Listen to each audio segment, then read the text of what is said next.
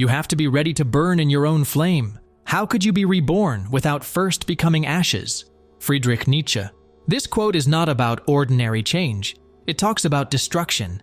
Nietzsche isn't telling you to get a little better every day. He's saying that in order to become a new person, you first need to die. Not in the physical sense, but psychologically. You need to leave behind what no longer serves you. Your fears, your certainties, even your identity. But who is really willing to do that? Most people don't change until they have no other choice. Until the pain becomes unbearable. Until everything they knew falls apart. And that's the most dangerous moment in anyone's life. When you reach the point where nothing makes sense anymore. Losing everything can mean many things. Maybe you failed at something you thought was essential. Maybe you've been abandoned. Maybe you've looked in the mirror and realized that you no longer recognize who you see. It could be the end of a relationship, the loss of a dream, the collapse of everything that kept you going. And when that happens, you only have two options: surrender to the emptiness or be reborn. But how? How does one reinvent oneself after losing everything? How do you rise from the ashes when the world seems to have burnt down everything around you? In this video, we're going to explore exactly that. We're going to talk about psychological rebirth. We'll understand why some people manage to turn pain into the greatest strength of their lives, while others get stuck in it. We're going to talk about the exact moment when change happens and what really differentiates those who manage to make that leap from those who sink even further. If you feel stuck, if you feel that something inside you needs to die so that something new can be born, maybe this is the message you've been waiting for. The question now is, are you ready to burn? Most people believe they know who they are. You've built up your identity over the years, accumulating experiences, certainties, habits, and even fears that seem to be part of you. But what if I told you that this feeling of stability was just an illusion? Think about how many times you've said things like, "That's just the way I am. That's not for me." Or, "I could never change that about myself." We convince ourselves that we are just one thing, a fixed being with an immutable personality. But the truth is that you're not a block of stone. You're a constantly changing flux. The problem is that the human brain hates change. It has been programmed to resist the unknown. As a matter of evolution, our nervous system seeks patterns and predictability because this ensured the survival of our ancestors. If everything is under control, then there are no threats. But what happens when this stability turns into a prison? William James, one of the greatest psychologists in history, said that a person's personality is like a block of wax. At first, while it's still warm, it can be molded easily. But over time, the wax cools and hardens. And when this happens, any attempt to change it becomes extremely difficult. But difficult doesn't mean impossible. Modern neuroscience has proven that the human brain is capable of radical transformation at any stage of life. What is this called? Neuroplasticity. Your brain is reorganizing itself all the time, creating new connections, strengthening some pathways and erasing others. What does this mean? That you can change your identity, your habits, your way of thinking, and even your personality. But if change is possible, why do so few succeed? The answer lies in fear. Not the fear of failure, but the fear of losing yourself. Transformation means giving up what has made you feel safe up until now. It means letting go of parts of who you are, or rather, who you believe you are. And that's scary. History is full of cases of people who have undergone radical psychological transformations. People who, from one day to the next, change their priorities, their behaviors, their deepest beliefs. Often, this happens because of a traumatic event, a car accident, the loss of someone important, bankruptcy, a major disappointment. But do we have to wait for a disaster to change? Perhaps not. But the truth is that most people only change when the pain becomes greater than the fear. Psychology calls this the breaking point. That moment when the old identity can no longer exist. When the pain of continuing to be who you are becomes unbearable. It's when the ground disappears and you realize that you have no choice but to change. And that's exactly the moment we're going to explore. Because real transformation only happens when there is nothing left to lose. The question is, how far do you have to go to finally change? Wake up, work, pay bills, sleep, and repeat it all over again the next day.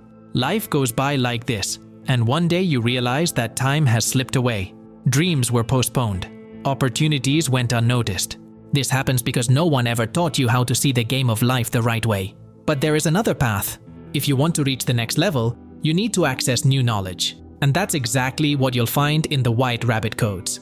This book will open your eyes to what is really happening. You'll understand why you keep getting stuck in the same cycles, learn how to escape autopilot, and start seeing the opportunities that were always there.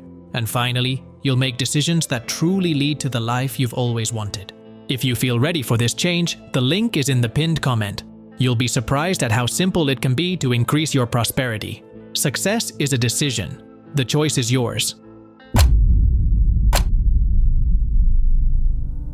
Rock bottom has no light, no path, no hope. It's that place where everything you believed in falls apart, where every attempt to get up seems futile. For some people, this is the end. But for others, it's the beginning of something new. If we look at human history, we see a clear pattern. True transformation always comes after the fall. Nietzsche said that, "What doesn't kill me makes me stronger." But is this really true? Is suffering really necessary in order to grow?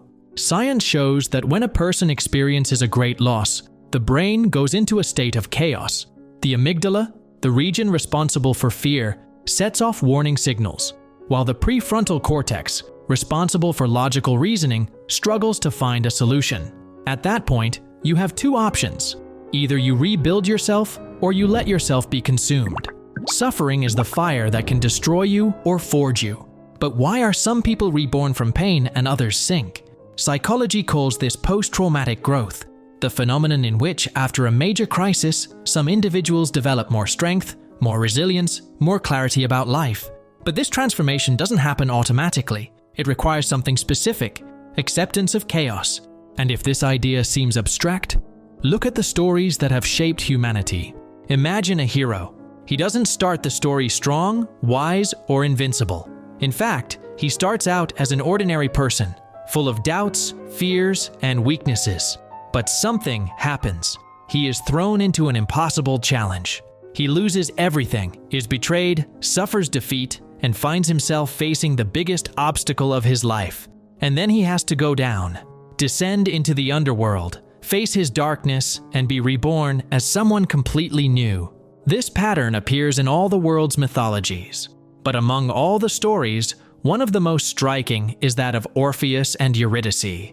Orpheus was an incomparable musician, someone whose talent made the gods stop and listen. He found love in Eurydice, but his happiness was brutally interrupted when she died, bitten by a snake. Devastated, Orpheus couldn't accept the loss. Instead of moving on, he decided to defy the laws of nature. He descended into the world of the dead. In the underworld, he faced dangers, terrible creatures, and walked among lost souls. But his music was so powerful that it managed to soften the hearts of Hades and Persephone. They gave him a chance. Eurydice could return with him, but on one condition. He had to walk ahead of her without looking back until they were both on the surface. And then, the decisive moment. Orpheus climbed, each step full of hope and anxiety. But at the last moment, fear spoke louder. He doubted. He turned his face away. And in the same instant, Eurydice was pulled back into the darkness. Forever. This myth is not just a tragic story. It is a reflection of our own journey. The bottom is our underworld. When we face the worst moment of our lives, we are descending into a dark reality where our greatest pains and weaknesses are exposed. But there's a detail that few realize. It's not enough just to survive this descent. To be reborn, you have to accept suffering without clinging to it. Orpheus lost because he looked back. He didn't trust the process. And that's exactly what happens when we keep reliving the past, questioning our decisions, clinging to what has already died. If you want to be reborn, you need to move forward without looking back. Pain alone teaches you nothing. It can transform or consume. What differentiates those who recover from those who lose their way? The essential factor is meaning. If you see your pain as meaningless nonsense, it will only break you. But if you can find a purpose within it, it becomes fuel. Viktor Frankl, a psychiatrist who survived the Nazi concentration camps, wrote that those who have a why for living can endure almost any how. The problem is that when we're at rock bottom, we can't see that why. Suffering blinds us, paralyzes us. That's why so many people get stuck in this cycle of pain, reliving traumas without being able to get out of them. But what if, instead of resisting the fall, we accepted the process? Stoicism teaches that we can't control what happens, but we can control our response. Epictetus, a slave-turned-philosopher, said that circumstances do not make a man, they only reveal him. And perhaps that's the key. Suffering doesn't create anything new. It just exposes who you already were and forces you to decide who you want to become. The big question is, will you use your pain as a brick to rebuild yourself, or as an anchor to sink further? Real change doesn't just happen by abandoning habits or modifying behaviors. True rebirth requires something much more difficult, sacrificing the identity you've built up throughout your life. But this idea is frightening. After all, who are we without the stories we tell about ourselves? Human beings cling desperately to their identity because it offers a sense of stability. You believe you know who you are, your qualities, your flaws, your preferences. Your mind has constructed this narrative so that your existence seems coherent. But here's the uncomfortable truth. This identity is not fixed. It's just a set of stories that you've repeated so many times that they've come to seem like reality. What if, all of a sudden, these stories no longer made sense? Imagine that everything you believe yourself to be, your personality, your way of acting, your beliefs, is just a tight garment that you've been wearing for years, without realizing that it no longer fits. But taking it off means facing the unknown. Without these clothes, who's left? Nietzsche said that man is something that must be overcome. He saw identity as a prison, a set of limitations that we accept in order to avoid the chaos of total freedom. Carl Jung went further. For him, the biggest obstacle to an individual's growth is their attachment to the old ego. Many people don't change not because they don't want to, but because they can't bear the thought of not knowing who they are if they give up what they've always believed themselves to be. Think of someone who has always defined themselves as shy. For years, this person has used this characteristic as a justification for avoiding social challenges. But what if one day they realize that their shyness is not an immutable essence, but a learned behavior? They may even try to change, but they will feel a deep fear, the fear of losing themselves. This is because change doesn't just mean adding something new to your life. It also means destroying parts of yourself that no longer make sense. And that destruction hurts. That's why so many people get stuck in outdated versions of themselves. They cling to identities that no longer make sense because, deep down, they prefer familiar pain to the unknown. The fear of losing themselves in the process is greater than the desire to grow. But what if this resistance was actually a test? In mythology, great heroes need to die symbolically before being reborn as something greater. The old ego has to be sacrificed to make room for a new version. In real life, this means abandoning not only limiting beliefs, but also relationships, environments, and even memories that sustain an identity that no longer serves you. And this is the question that few dare to answer. What in you needs to die so that something new can be born? True sacrifice is not giving up something external. It's giving up what you believe you are. And that means accepting a period of emptiness, a time when you no longer have a fixed identity to define you. Do you ever feel like you're on the verge of something new, but you can't take the next step? As if an invisible force were holding you back, trapping you at the very moment when you should be moving forward? That's the effect of fear. It doesn't shout, it doesn't push you back in an obvious way. It whispers in your mind, what if it goes wrong? What if you're fooling yourself? What few people realize is that fear doesn't arise at the beginning of transformation. In the beginning, there is despair or revolt, emotions that still carry energy. Real fear appears after you have already destroyed your old identity, but not yet built a new one. It arises when everything is in ruins and you realize that you have to move on without guarantees. Neuroscience explains this phenomenon. The human brain doesn't fear change, it fears uncertainty. In tests with volunteers, scientists found that people would rather receive a strong electric shock immediately than wait for a small shock without knowing when it will come. The fear of the unknown is worse than the pain itself. That's why many people, even unhappy people, cling to lives that no longer make sense. They're not afraid of suffering. They're afraid of suffering something they don't yet know. This explains why so many go back to toxic relationships, destructive habits, or realities they already hated. Deep down, they are not choosing what is bad. They are choosing what is familiar. But what if this fear wasn't an obstacle, but a test? In rites of passage in ancient societies, initiation was never just a set of teachings. The young person who was becoming an adult had to be confronted by fear. In the Maui tribe in the Amazon, boys are forced to put their hands in gloves full of green hair ants whose stings cause unbearable pain. But it's not just about physical resistance. The pain is symbolic. They need to prove that they can withstand the transformation without backing down.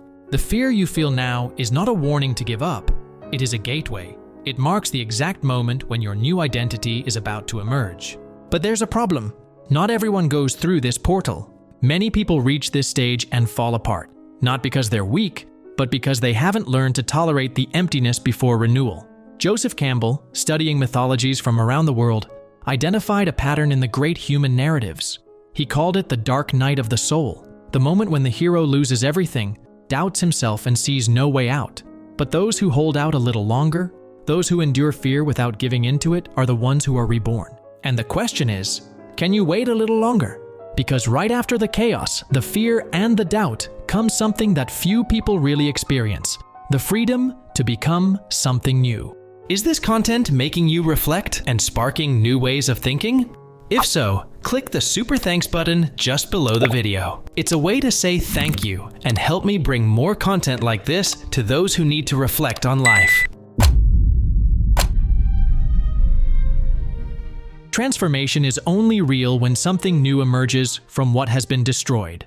But what happens after you've been through the chaos? After your old identity no longer exists? Most people believe that rebirth is automatic, that when you suffer a great loss or change, rebuilding happens naturally. But this is a mistake. What comes after destruction is not a ready-made new identity. It's a void. And what you do with that void determines whether you are reborn or just remain stuck in limbo. In Greek and Egyptian mythology, the phoenix was a magnificent bird with golden and fiery red feathers that had a unique life cycle. It didn't die of old age like other creatures.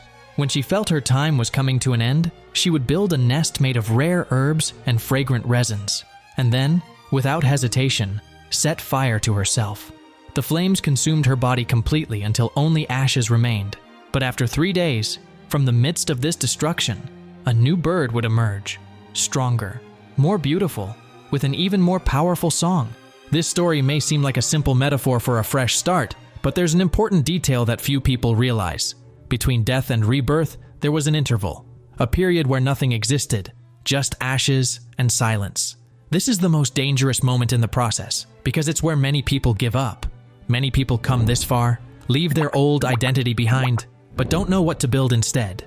They can't bear this interval of uncertainty and end up going back to the old patterns, to what no longer makes sense simply because it's familiar. Carl Jung said that the journey of transformation is only complete when the individual integrates their new identity. This means that being reborn is not just about leaving the past behind, but consciously choosing who you want to become. But how do you rebuild something from scratch? What few people realize is that all major changes follow a pattern. You can see this in psychology, mythology, the history of civilizations, and even in the way nature works. Everything that dies goes through 3 phases before being reborn: emptiness, reinvention, and acceptance of the new identity. If the void is the space where everything has been erased, reinvention is the time to choose what will be written. But how do you choose who to become? In ancient times, many societies had initiation rituals where a young person had to go through an extreme experience of symbolic death before being accepted as a full adult. This could involve fasting, isolation, scarring the body, or brutal physical challenges. All of this served a single purpose: to destroy the old ego in order to allow a new one to emerge. But today, modern society has deprived us of these rites of passage. People change, but they don't know how to give meaning to that change. So how do you create your new identity? Steve Jobs, before creating Apple, traveled to India in search of clarity. Bruce Lee, before becoming a legend, spent years reflecting on who he wanted to be. Nelson Mandela, after 27 years in prison, came out as a new person, not by chance, but because he spent years redefining his identity. Reinvention requires 3 things: choosing a new purpose, changing your internal narrative, and acting as your new identity. And the hardest part? Acting like this new version of yourself before you actually feel like it. Transformation doesn't happen when you feel ready. It happens when you start acting before you even believe it. But there's one last hurdle: accepting that you've really changed. This may sound strange, but many people, even after being reborn, sabotage their own evolution. They go back to the past, feel guilty, think they don't deserve this new life. The human mind has a tendency to cling to known suffering. Even when someone escapes from a destructive cycle, they may feel an unconscious desire to return. This is why so many people who leave toxic relationships end up repeating the same patterns. Acceptance means assuming that the old version of you is dead. And this involves a conscious decision. You are no longer that person. A study in modern psychology shows that lasting changes occur when the new behavior is integrated into the identity. In other words, if you want to become disciplined, it's not enough just to act disciplined. You need to see yourself as disciplined. This change in identity is what separates those who only experience temporary changes from those who are truly reborn. The mistake most people make is thinking that rebirth happens only once. But the truth is that this journey is continuous. You will always face moments when your old identity is no longer enough. You will always need to let go of old selves in order to create new ones. Rebirth is not an event, it's a way of life. The cave you fear entering holds the treasure you seek. This means that every time you feel afraid of the unknown, you're probably on the right track. Now for the final question, who do you choose to be from now on? Because if you've really gone through this process, then what are you waiting for to start living as your new version? Rebirth is a choice, and that choice is yours. If you've made it this far, you've already taken a step beyond most people. You're subscribed to the channel, you watch the videos, you reflect on every idea. Now the question is, how far do you want to take this? If you want to take the next step and truly apply this knowledge to your life, the White Rabbit Codes is ready for you. The link is in the pinned comment. Remember, success is a decision. The choice is yours. Count on me and follow the White Rabbit.